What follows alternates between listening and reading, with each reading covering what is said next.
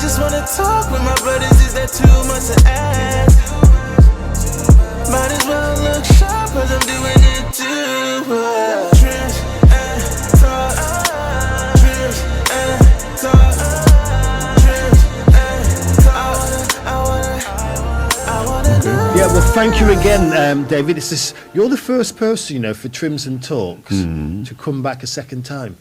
Oh. So you were the very first person on Trims and Talk, Right. and now you're our first sort of like Repeat offender. Repeat brother. That's it, bro. That's it. We're really I like pleased to that. have I you like back that. again there. And I know this sounds, and I said to you downstairs, we want to go on new ground as such from what we said before, Right. but most of the sort of like conversations we've had to date, we've always referenced a question and an answer, which a question I asked you, an answer you gave back, which was, why do we need SACMHA? And it's just that sort of, set that scene for us, the need for SACMHA regarding black men's mental health. I think that that's a really relevant question now. As you know, I'm a pastor in Sheffield. And Yes, I think you told me. Yes, Told me off as well. I did. And I said to the church on Sunday that I've been angry since Thursday. When I looked at the election results, I was going to say I love politics. I don't love politics. I'm interested in politics. There's lots of things that I love, but I don't love politics. I'm interested in politics. And when I saw the results coming in, it kind of reinforced the need for diverse organisations. It reinforced the need for black-led organisations. And I think when I look at what's happening globally, I call him the fool in the White House. I can't even call his name.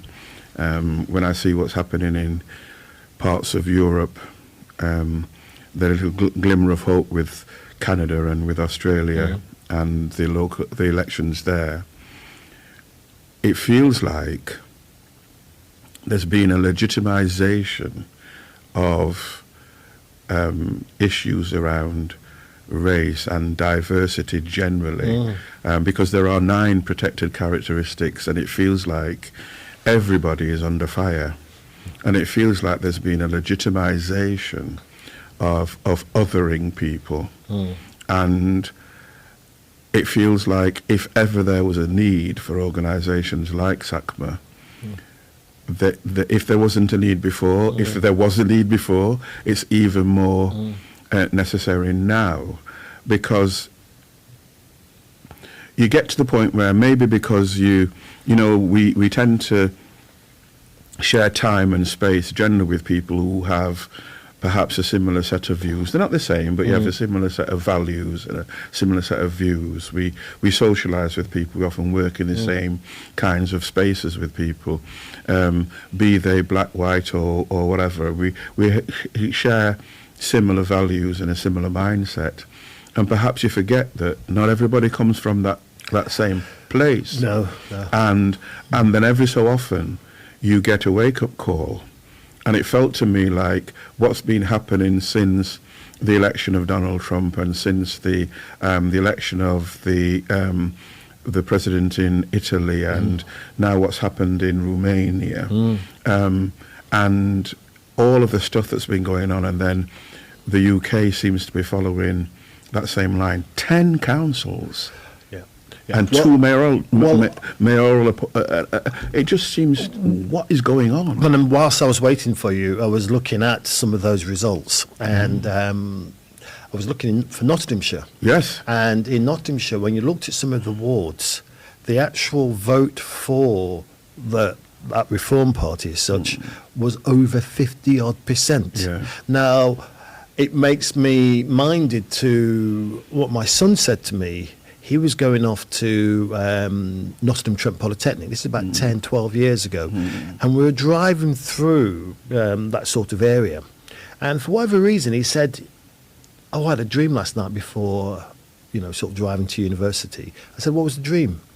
And he said, I just dreamt that I was actually in one of those towns and actually I was being abused racially. And I thought, well, that's what you can begin to feel. You begin to feel a sort of doubt again about going into areas which you think, well, how will I be received in those areas? But the way in which we were when we were growing up, and you were stuck in one area, and any time you went outside, you thought, okay, I've got to be hyper vigilant. I've got to be prepared for what might happen. And I feel a bit like that at the moment with regard to that. It may not happen when you go out there, but actually it's that being hyper visual, which is a stress on the body, a stress on the mind. And I think that's where the pressures come from on our mental health and our mental well-being. And I guess for me, I feel there needs to be a conversation amongst black and brown communities, because I really hope that there isn't this pandering to the right, and everything about equality and diversity and inclusion ends up being the narrative. It's the problem, so that becomes the narrative. And it worries me that an Asian woman, Shabana Mahmood, who is the Justice Secretary, she's arguing that we don't need explanations about the overrepresentation of women and black people in the justice system. So let's not bother with reports from probation, pre-sentence reports, because that's going to show a differential of treatment. Well, of course we need those reports, because there already is a differential of treatment. Women are more likely to be sentenced to more restrictive outcomes, and black people are more likely to be sentenced to restrictive outcomes. So that's why we need the pre-sentence reports to address the issues, because the assumptions that are being made lead to more custodial sentences for those people. And if you, as a woman of colour, can't understand that that's what's going on, then there's something wrong here. Absolutely. And so we need a conversation amongst ourselves, because that whole argument, representation is really, really important, but in and of itself, it's not enough. We need to understand what are the values and the ethos that this person who's visibly representing us, what are their values and what's their ethos? Because I don't celebrate the fact that there are political leaders like Kemi Badenoch. She doesn't represent anything that fits with my mindset or my values. She may have the same colour skin, but that's as far as the commonality goes. So for you then, as someone who leads a black-led organisation, the values which underpin that organisation, the values or the principles by which you sort of see yourself, you see that as being vitally important for anyone who's going to be leading a black-led organisation. It's got to be worn visibly. Yes, they have got to be worn visibly. We've got to be unashamed in terms of understanding our values. And I am not for 1 minute saying there's one set of values, but to deny that racism exists, to deny that there is disadvantage, to deny that the scales are weighted against us, simply because assumptions are made on the colour of our skin, which is what so many people in positions of power are doing.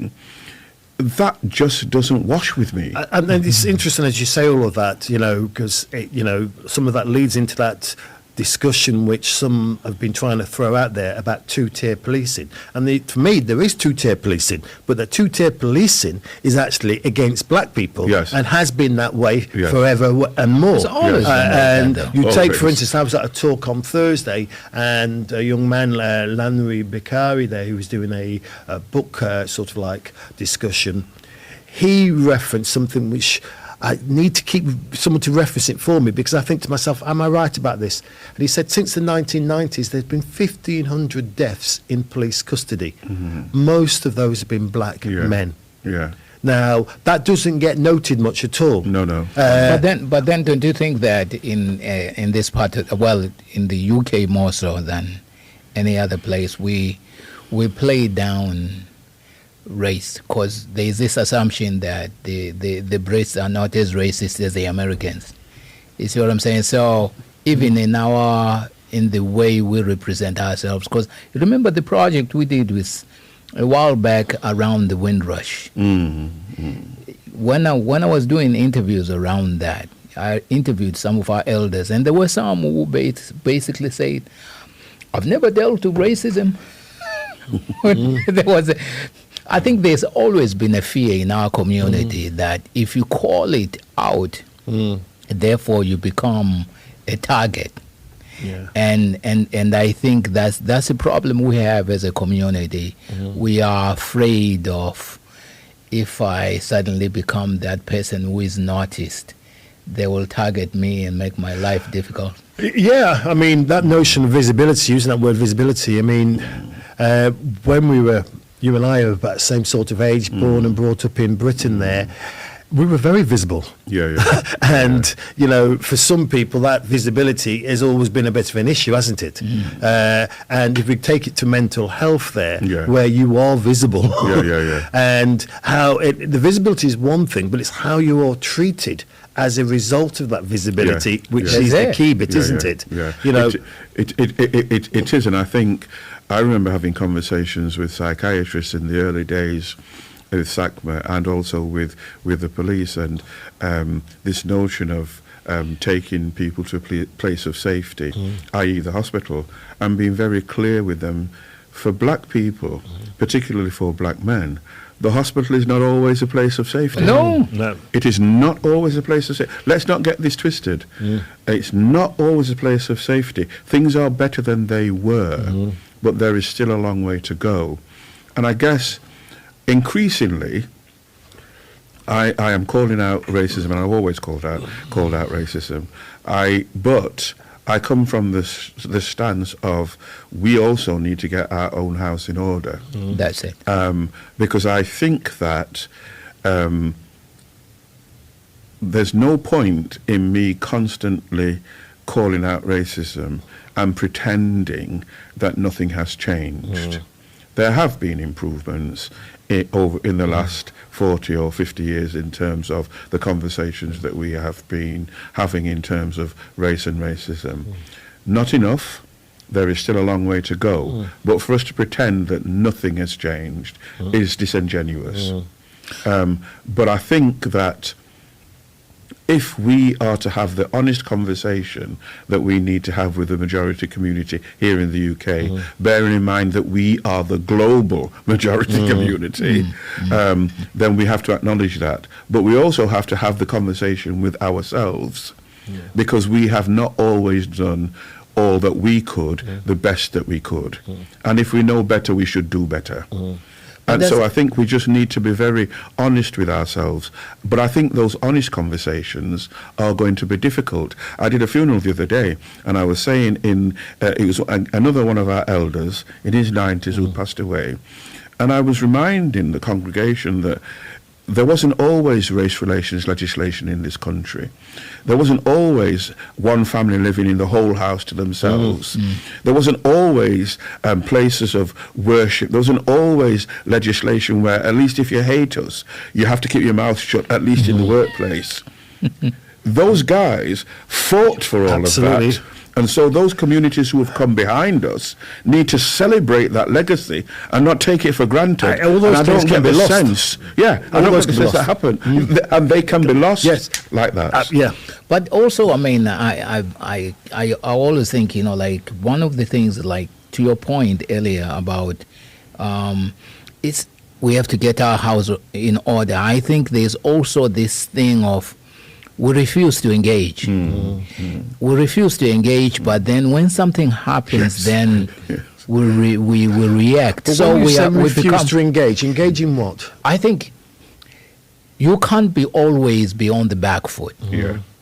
I think if we were organized and we were doing visible stuff, I mean, like SACMHA is visible. You see what I mean? It's quantifiable, but many of our people are. We got down. You remember the older generation came and they built, and that's why there was a lot of movement around race relations and all that kind of stuff. But then they came a generation that basically said, we know what, our elders have done stuff. Now we just buy houses and move to the more affluent side of the city. And then we will become like the very people who vilify us. You see what I'm saying? I had a conversation with something which actually messed up my whole weekend. I'm not kidding, bro. Let me tell you, I had a conversation with somebody, a mutual friend. His take is, you know, as long as I have money, I will never have to deal with racism. You see what I'm saying? That kind of mindset. But outside me seeing him at a occasional, you know, funeral here and there, there's nothing else he's doing. You know what I'm saying? So my point is, unless we are organized, we have our own support systems outside the mainstream, having conversations with those policymakers, and they talk about being around the table, at least to understand what is spoken, because whatever is spoken around the proverbial table affects us. But isn't that, I mean, some people then would say that being around the table is also, in a sense, and be careful how I say this, that actually you're party to, you've gone, I don't know what the word is there, but Colluding. That's it, colluding.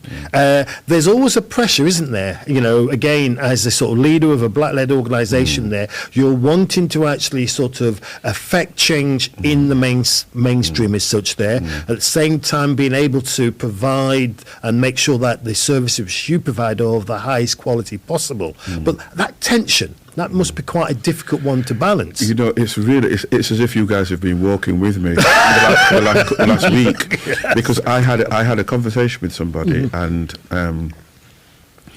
this person has made this accusation before that I was with them being leaders of statutory organisations in the city.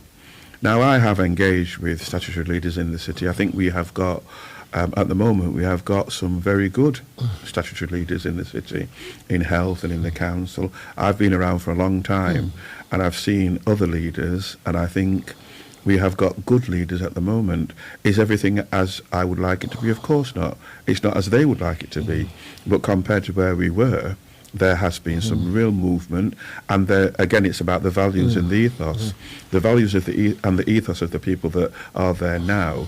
I am impressed, and I'm not ashamed to say that. My mum would always encourage us to give credit where credit was due, and I've told you before, I'm a real mummy's boy. We know. You fever. I know, bro. But this person was saying to me, so there's something about a bit commission, and this person was saying to me, well, I know you're in with them. And I said, stop saying that. I got quite. I've been angry since Thursday. You're right, because I'm telling you what, you've come here like you're like. There's some fire in the belly today. I said, stop saying that. I said, I play a straight bat. I don't expect people to agree with me about everything, but what I say, what I mean, and I mean what I say. And integrity is really important to me. I get things wrong. I'm human. I will get things wrong. But stop saying that. And he was like, I said, no, stop it. I said, you've said it before, and I don't want to hear it again.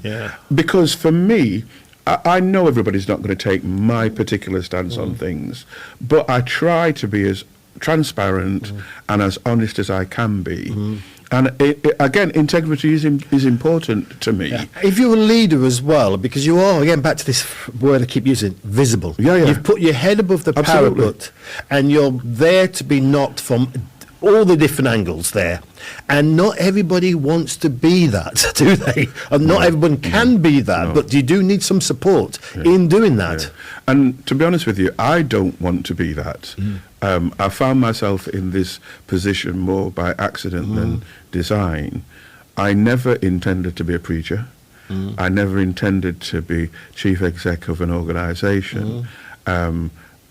I keep saying God's got a sense of humour to put somebody like me in these positions. The flip side is I am very fortunate that those doors have been opened, and they've led to lots of opportunities that I never thought this little fat boy from Nether Edge would get these You're not so kinds little of... now, though. I don't like coming here to get abused. You know what I'm saying, bro? You have to crack it. Actually, it's true. Is that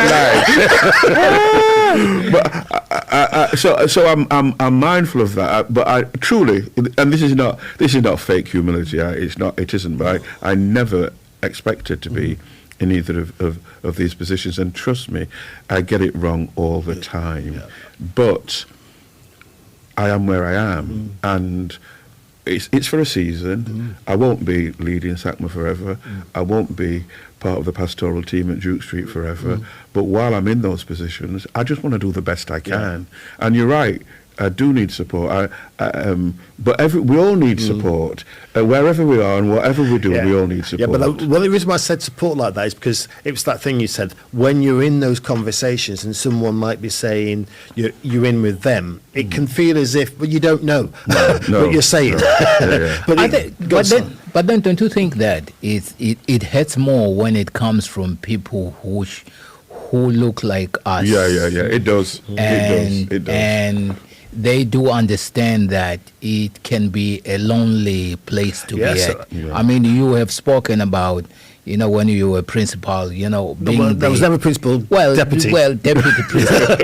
Deputy. I know, but but Lungani, I'll say deputy because it's important to say deputy because I now believe I didn't go for being principal because I was scared of the visibility, and it was easier to be second in command rather than take that next step. And when we talked with Sharon last week, we talked about the number of head teachers there, black head teachers there, and she said it was about 4.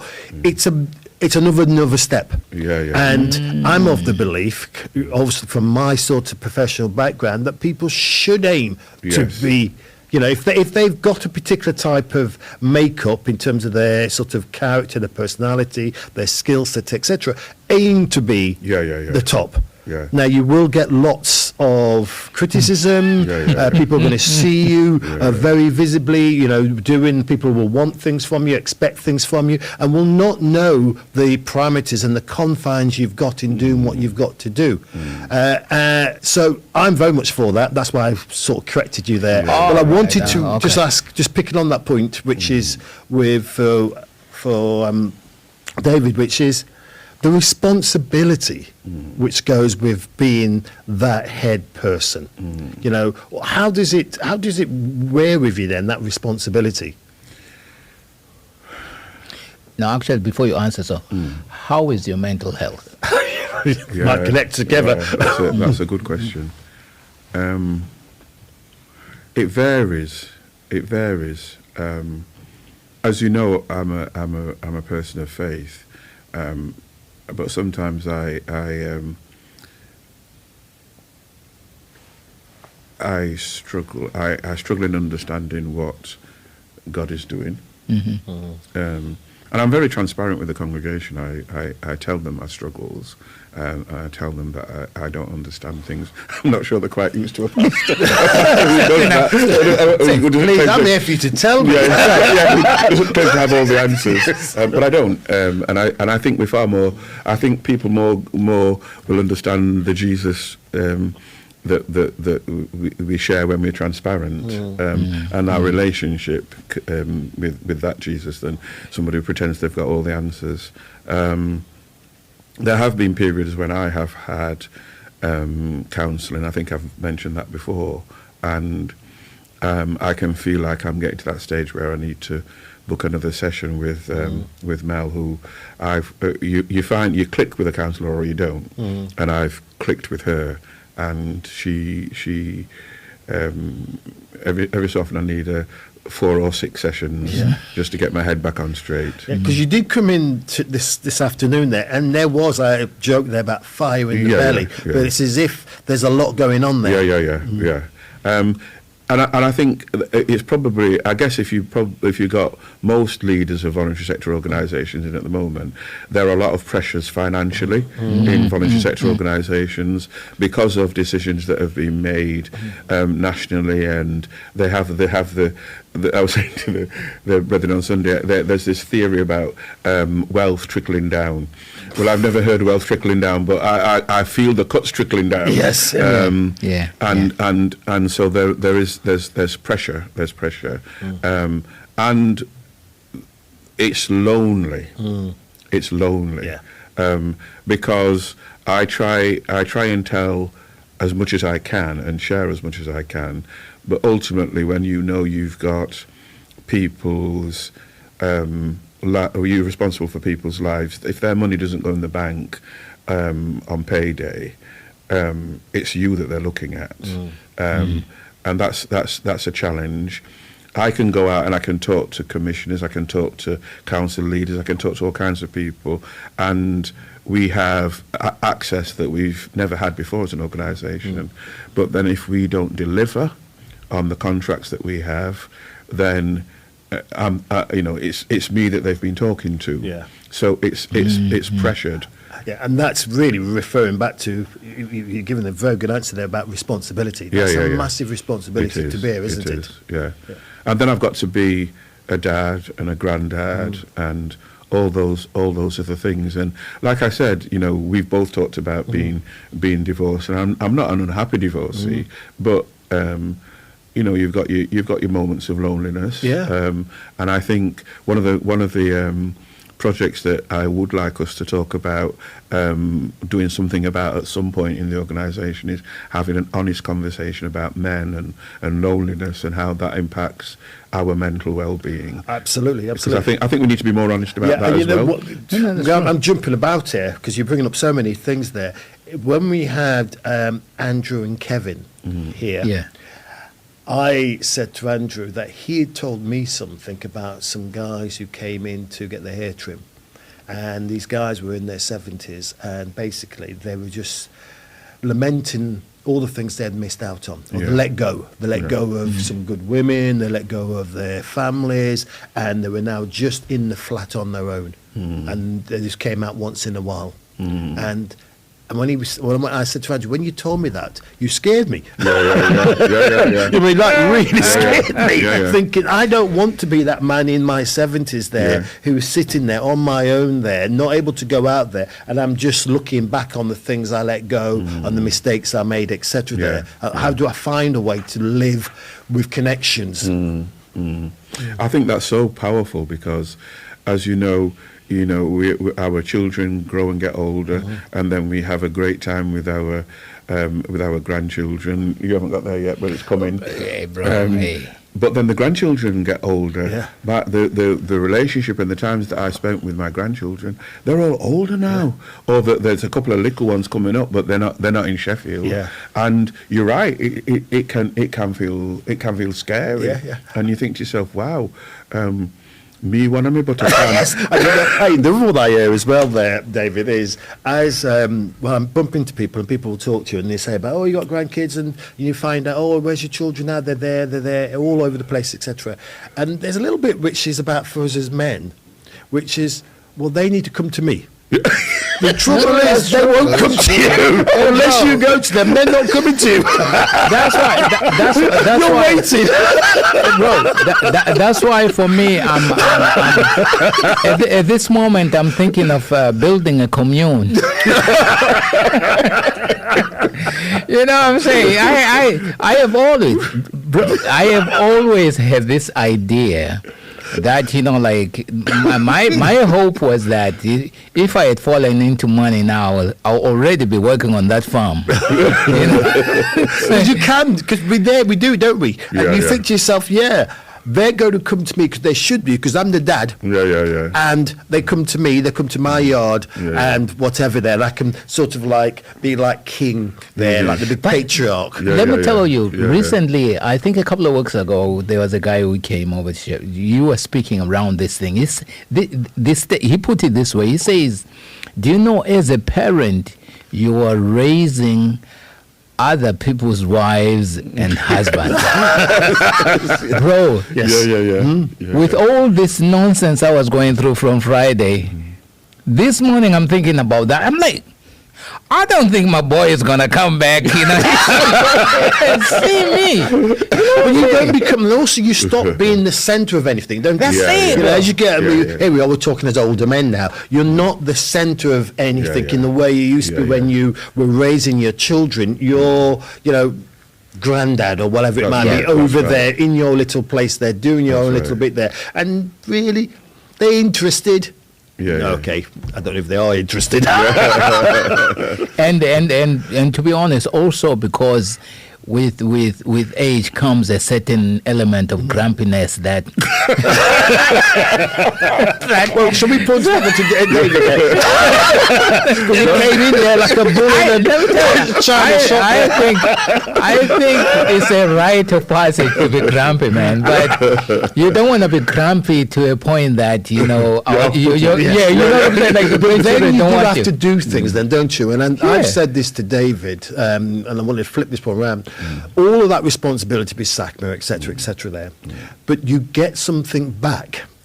And it's recognising what you get back as well. I know I've got a hell of a lot back from SACMHA and being part of something which is meaningful, and that it's a struggle, but it's meaningful. And I think actually, as older adults, how do you navigate this period in your life where you feel that you're useful, you have some worth, and all those other things there? I think that's really good. A good question about getting something back. And I think one of the things that I think it's a thing that I enjoy most now is seeing the younger staff. I love being in meetings with the younger staff. And seeing them, or any of the staff actually, but particularly the younger staff, and seeing them presenting and talking and representing the organisation, and feeling that the organisation is in good hands. If I felt, well, it'd be just pure arrogance anyway, so I wouldn't feel it anyway, but if anybody felt that, the organisation couldn't survive without me, then I know I failed. But I know there are people coming behind that when my time is up, and it will be up pretty soon, that the organisation is in good hands. Yes, there's things we need to stabilise financially and structurally and all the rest of it, and there's some IT stuff and data collection stuff which every organisation needs to evolve and get better and keep up to date on. That's an ongoing process. But overall, in terms of the value base of the organisation, the DNA of the organisation, and the difference it's making in the communities that it has the privilege of serving, we're in good hands. And when I hear there was one of the service users who ended up being recalled, and he needed something, and this particular member of staff, I don't know whether she was agency or whatever, but she didn't particularly know SACMHA, and he was talking to her and needed her to do something for him, and he said, I belong to SACMHA. And she rang the office, and she said she was very good. She didn't give out too much detail, worked to the confidentiality protocols, and she said, if I give you a couple of facts, can you just check if you know this person? And she did, and the person who took the call said, yes, he belongs to us. And that connection and making that difference in the community. One of the older people who comes on a Thursday and comes to the memory hub. I was talking to her the other day. She walked round the corner, lovely sunny day, and she looked at the campus and she said, I love this place. This is Fiwi Place. And I thought, that's I love that. So you've got the younger generation and the older generation who are committed to the organisation. That's way past anything about me. Yes, my leadership may well have had something to contribute to it, but that will go way beyond my tenure, and that warms my heart. Well, I mean, I had something similar on Friday when a young man said he came to the group, men's group, and he said, I know you, Donald, from an event at the university. and also SACMHA, David, and he's now getting support from SACMHA. And it was that way in which SACMHA was a place where he could get the support which he felt he needed. He had other support, but this is the support which he felt he needed from SACMHA, because SACMHA was right for him at this particular time. And so personally, you know, to be involved in an organisation which can have that reach for people is really, you know, it's. You feel like, I go back to this idea of, you feel like you're contributing something, your little bit. You know, back to your point you were making there before, Lungani, about sort of like, essentially, trying to get people to contribute to the community at large. And people will contribute in their little ways at the times when they need. Because I know sometimes we can go into a bit of a bemoaning sort of thing, can't we? You know, but I see lots of people giving lots of bits in their little ways. And I think, like I said, there are financial pressures, as you both know. But you know, I've had individuals come to me and say, I know things are tough, we want to donate on a monthly basis. I've had a couple of business people come and say, I know things are tough, we're going to make it, we're going to make a donation. And that they wouldn't do that unless they felt, A, we were a worthwhile organisation, and B, that what they donate will be used well. And that is a big responsibility for us, isn't it? Because if people are going to give that level of faith in us, because that is a big faith, isn't it? That we believe that you're doing something and can do something which is worthwhile to the community, worthwhile to a member of my family. Because ultimately that's what it comes down to. And also I think the work that I was saying to the missus today that, you know, we have a term in Ndebele, or, you know, when you say in Salibonani, it's like, we see you. When you're saying hello to somebody, we see you. And then the person will say, Nikona, we're here. I'm here. You know what I'm saying? There's a response. But and it's that. And I think when we don't have the luxury of just existing in this part of the world. We are overly pleased. We are overly seen. We are exposed. So constantly there is this, to your point about hypervigilance, this point of I have to put my best foot forward, which can be tiring.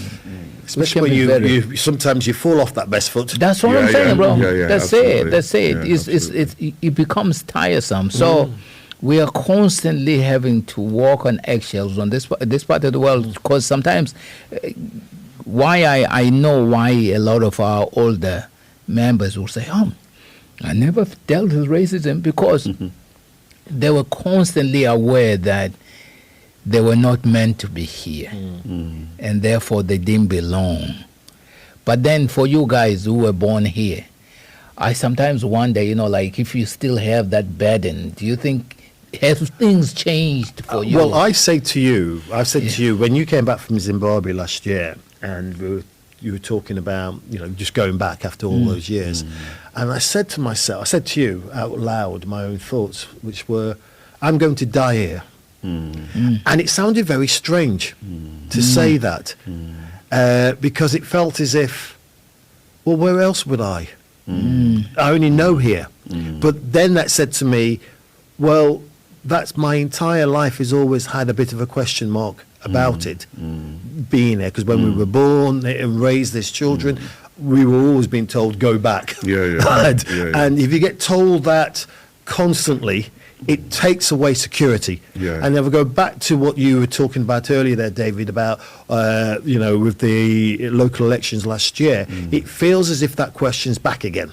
And loudly. I'm not. It's never gone away, but it's as if it's got louder than before, and that breeds an insecurity. It breeds a sort of sense of an existential sort of crisis, nearly in yourself individually. It does, and for me, the part of that existential crisis comes when I see black and brown faces asking those same questions and saying, but not saying, go back to where you came from. And I'm thinking, but you can't say that because you came from somewhere I came from. I can't remember his first name, Yusuf, but he's Yusuf. Yeah, he's the chair of Reform UK. And I just think, do you not own a mirror? You have no more right to be saying this than any other Asian, because when you have, I won't use the terminology, but when you have the bus stop test, I'm just another black whatever, and he's just another P word. No matter what our jobs are, no matter what our titles are. I remember the first house I bought in Woodseats, and I turned up on the Sunday night, and it was in the days when we were too broke to be hiring removal man. So everybody fill up your car. And it was all black people, and the people that I bought from, they were just ordinary working class white people, lovely couple, no problem.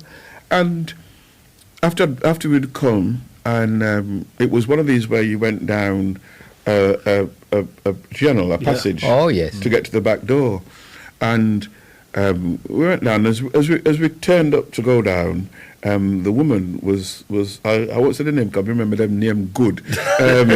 She was coming up, and then the next day I'd got to go round to their house, and they'd only moved round the corner, and she said, "Oh, I was so frightened, so many of you." And we were all social workers and teachers and nurses and all professionals. One of us earned more than her and her husband put together, but all she saw was black faces. And all the things which go for her head was go behind absolutely. it. But it's interesting you say that, because I remember saying to some people before, I used to be scared. And I'm scared a lot. Most of my early adulthood, I was scared. And I was on the train recently, and there were football fans. And I had the same feeling I had back in the 70s. And I love football. And I like to go to watch the games. But I don't like travelling with those fans, because it's like you've got a whole train full of white football fans. And for me, there was always the potential for something to be said like it used to be. And I don't want to be in that sort of setting there. And back to that hypervigil.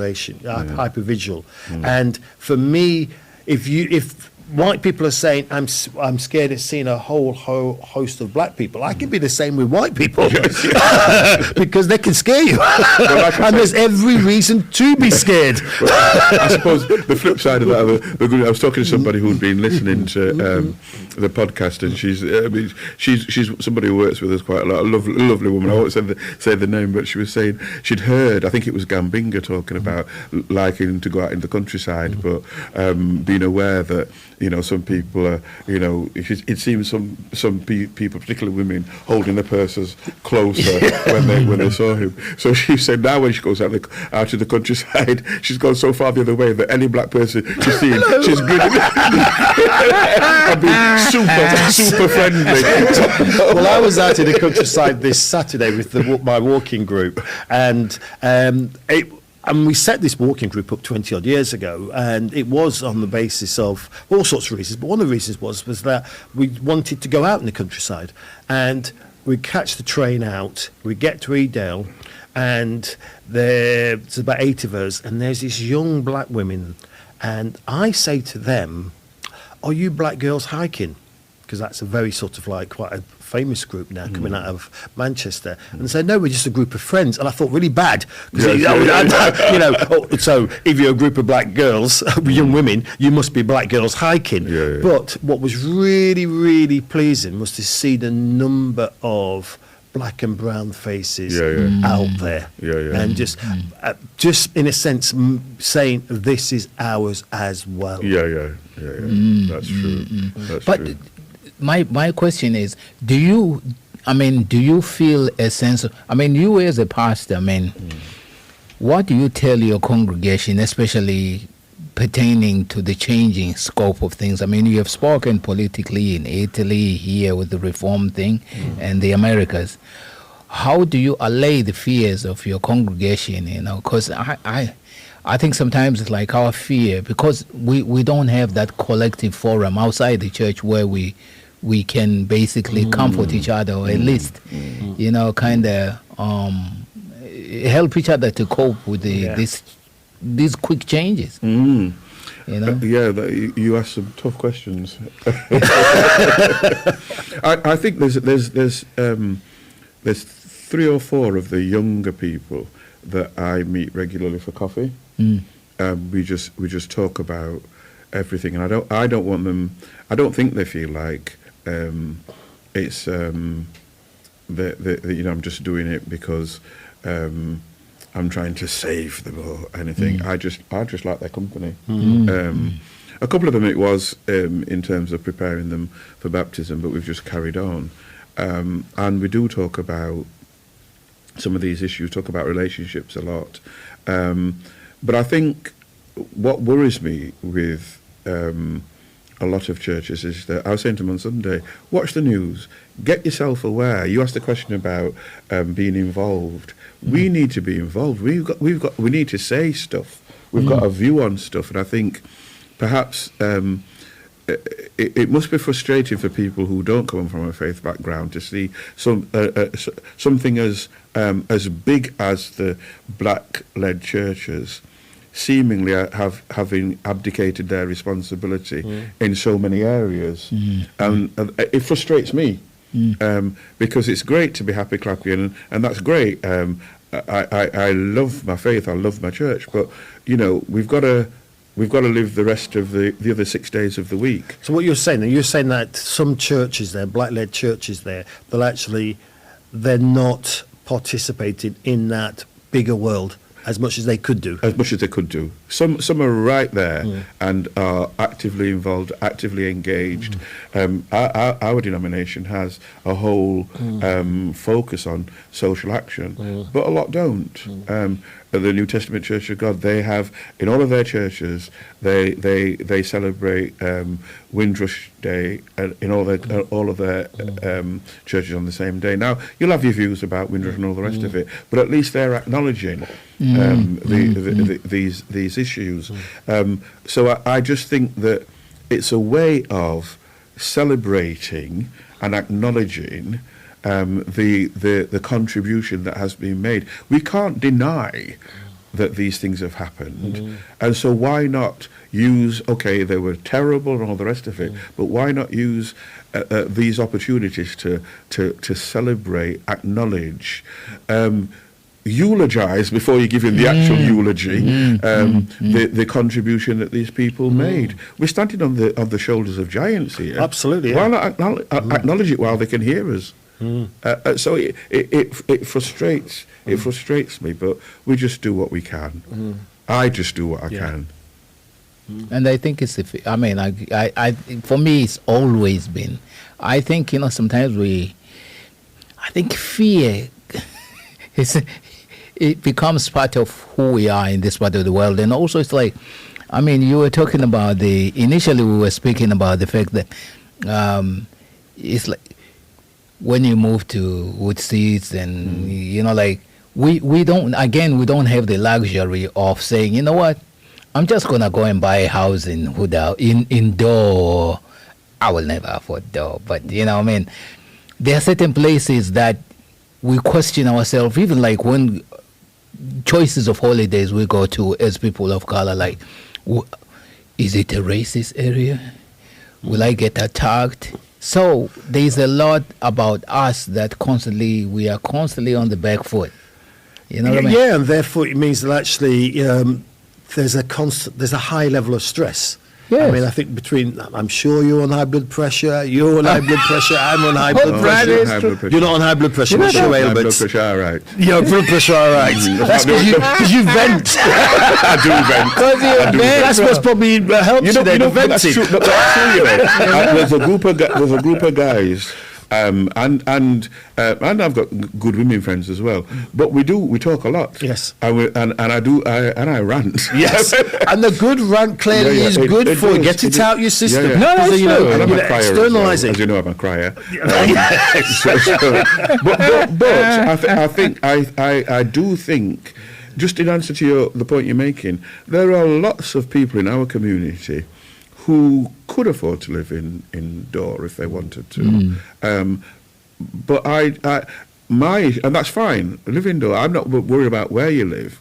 What I am worried about is taking on this kind of Dore persona. So you've got to be you've got to be a particular way. The people in Dore don't carry on like that. So why do we take on these affectations? Because we can be extra. Well, of course. Yes.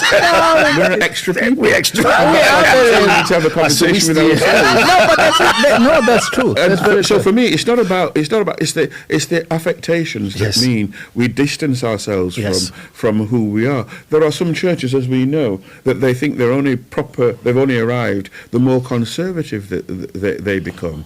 We're a people of rhythm and joy and all the rest of it. Why would we pretend to be something that we're not?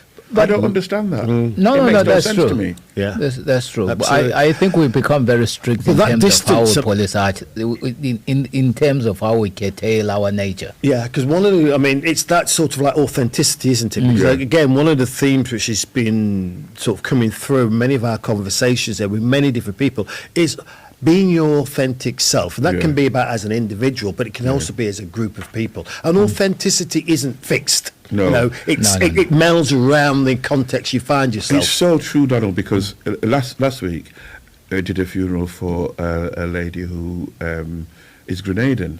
And when we were growing up, Maysham Bank it was just, you started at the bottom and there were just black people all the way up. And the woman who lived next door to us, she was Grenadian. And it's like the Grenadian anthem.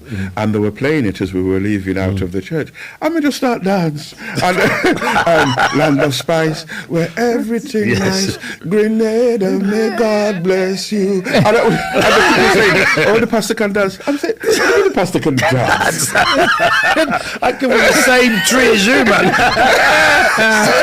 I couldn't be, it's just that. I think it is harder work and more damaging to your mental health. Yes, I think. Taking on this persona and these affectations than just being authentic. Yes. Yeah, but it's hard to be authentic sometimes, isn't it? Because, Yes, I mean, yes. going back to something we talked about many times before, which is people are in workplaces, for instance, there where actually to be, the self you are is very difficult. So you actually, over time, you don't even realise it, but you're losing something of yourself. Yeah. And how do you then find a way? I think you were saying about distance. Well, if you make the distance too big, it's difficult then to sort of like bring it back together again. You may never be exactly as it was, but actually you may have lost so much you can't actually refamiliarize yourself. You feel uncomfortable with, which is often you do see with people, don't you? They're uncomfortable with, a black way of being or a Jamaican way of being or a Caribbean way of being. Call it what I will. I just feel, well, you have to carry on, so. and you know what? And it's just the way it is. Even the bits you don't like necessarily, I just the way it is. People will make noise.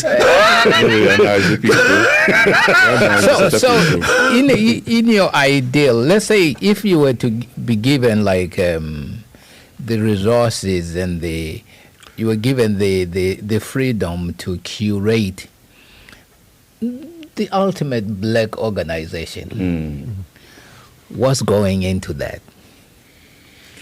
Oh gosh. And you can draw, like in the from the church and from SACMHA and all these places you have frequented.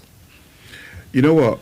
I need to be careful here because if you're not careful, when you talk about the organisation that you're part of, it can become a bit of an echo chamber, and you start to believe that you've got the perfect being. You believe you're impressed, and you never have. But I do think if I had the the resources that you're talking about, the unlimited resources, I would want something along the lines of what we are creating, not yet created, at SACMHA, because I think it takes account of the people that we have the privilege of serving in our community. But I see, and I don't see it all, because I think there is a distance when you're in the position that I'm in, between staff, and I get it. I don't particularly like it, but then there is, because You're the boss. Yeah, absolutely. But I see the way that staff look after staff. One of our staff has been away on holiday, and it's to see the reaction when he came back, and the way that he sent messages, and the way that staff organised for whatever our tenants to go back to the Caribbean who's not been for decades, and to see this 86-year-old FaceTiming from the Caribbean, and the way that people in the organisation can feel, service users and staff can feel, that if they have their faith, and we're not just Christians in the organisations, there are Muslim staff as well, can feel they can talk about their faith traditions easily and openly. We've got a ways to go, so that people who are of different sexualities can feel equally open and equally welcomed and safe. I think I'd do pretty much what we're doing, but I'd do it on a bigger scale, and I'd trumpet more what we do, celebrate more what we do. It'd be nice not to have to worry about cash and cash flow, but I think we've got the makings of something special. I love collaborating with partners in the statutory services. We should do. They need us and we need them. I've never been a separatist. I don't think it serves us well. But we also need to be confidently speaking truth to power. That's true. That's true. And we only do that when we are confident of what we're saying, that we are respected on the basis that we know what we're talking about, and we talk about what we know, that we deliver, we do what we say we're going to do.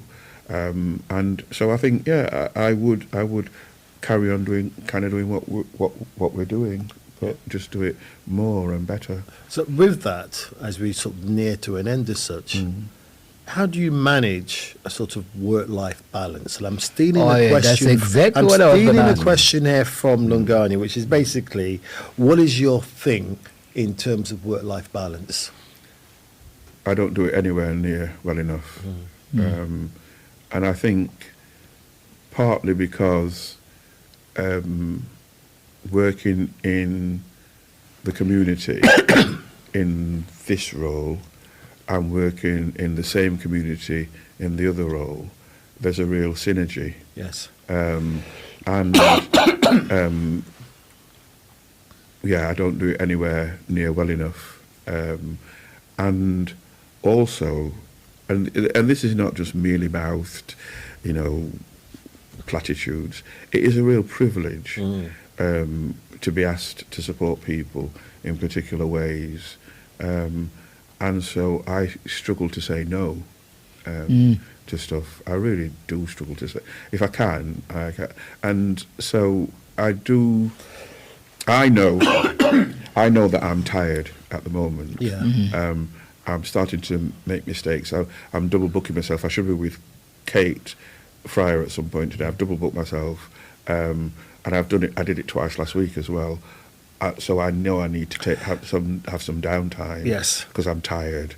So I'm going to have to look at my diary and think I need some downtime.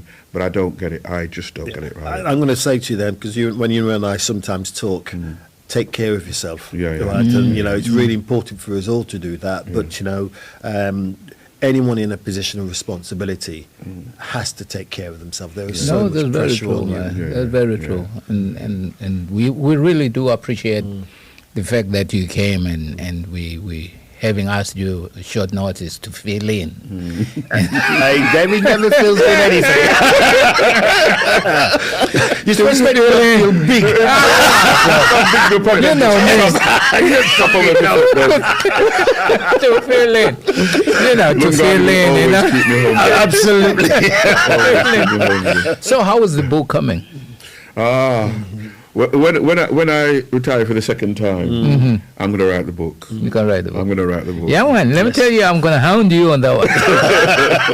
No, because to be honest, I think, I mean, I know you will basically kick in. I think, you know, I'm going to be the guy holding the pen and say, Donald, what do you remember, bro? Write this. I don't want to remember some things. You remember Dave Henry? Yes. Dave Henry always used to say, I know I've got a novel in me. I know I've got a novel in me. And then sadly, I officiated Dave Henry's funeral. Well, that's the other thing, isn't it? You Yeah. know, I'm 65 in June, and you do have this sense of, if not now, Yeah, when? yeah, absolutely. It is now, Yeah, yeah. because, Yeah. you know, sometimes when I go to the barber shop sometimes and they're telling me about funerals, and again, Andrew and Kevin make me laugh because Andrew says, yeah, white guys live till about 80, 90. We're just dead at 60. And I'm thinking, stop now, Andrew. I mean, this a big man. Tell him to stop it, man. My dad was 98 when he died. Yeah, he was about 98. 98. So you've got plenty years ahead Yeah, of man, you. yeah, man. I mean, like, Got me footed in my bungalow. to wind down, I mean, this is sort of like a point. I had a conversation, like I was talking about, you know, how difficult last week was. I was at 3 funerals last week, you know, Ruth Lynn's, Brooks, and then, what's her name? Palm. But then on the Friday, I was talking to Bishop Taylor at UT. I'm like, having, you know, considering, you know, how you guys are so much part of that grieving process, how then do you deal with your own? Because sometimes there's that residual energy in those spaces that you can't help but absorb. How do you deal with your own wellness? Considering that chances are within a week, I mean, you are having to 2 or 3. sit with It's a lot, isn't people it? who are, yeah. The last few months I've been doing a couple of weeks.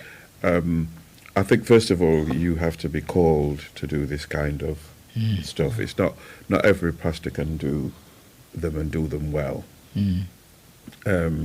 And for me personally, I am fine if I am involved and doing the funeral in some way, shape or form.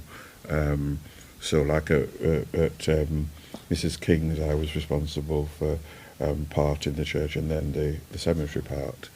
But where I am not good is if I am just attending the funeral as a mourner. I remember when my mom died, one of the retired pastors on our region, his wife had died the week after my mum, and as respect to him, we all turned up as pastors and all the rest of it. And I remember sitting in the front. I didn't have anything to do in the funeral.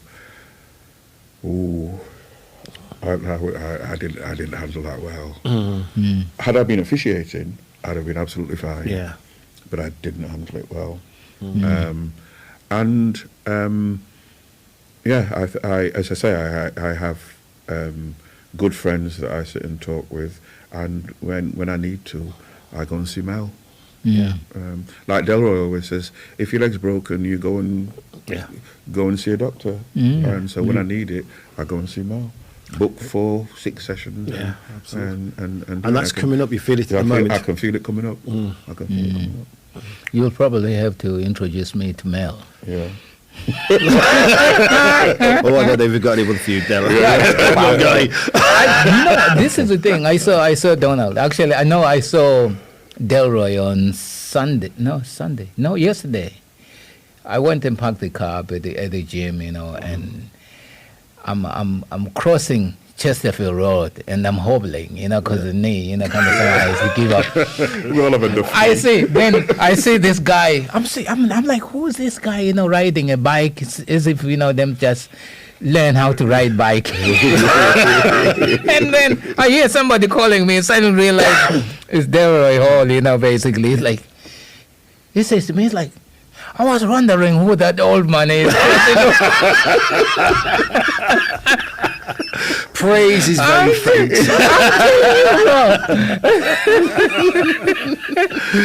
David, thank you very much indeed for coming back. And It's been a pleasure. it has been a pleasure to the range of things which we've talked about there, and keep that fire in the belly. It's it's quite inspiring. And there's a lot of us who are rooting for you, man. Thank you. I need it. I definitely. And we will make sure that you retire when you do. Yes, absolutely. Can drag on the pension. Absolutely. It's coming soon. Yes, it definitely is. Thank you. That was really good. We really appreciate that, bro. Yeah. We really do, man. You don't even know when you press play. No, wait. Let me tell you, bro. Like yourself, like you were talking about the fact that sometimes, like, you double book and you forget things. I'm at that point. I don't know what's going on, but it's like, this thing where sometimes I miss time. I literally miss time. Thank you for joining us today. Don't forget to subscribe on your favorite podcast platform and never miss an episode. Until next time, keep those conversations going and the clippers buzzing.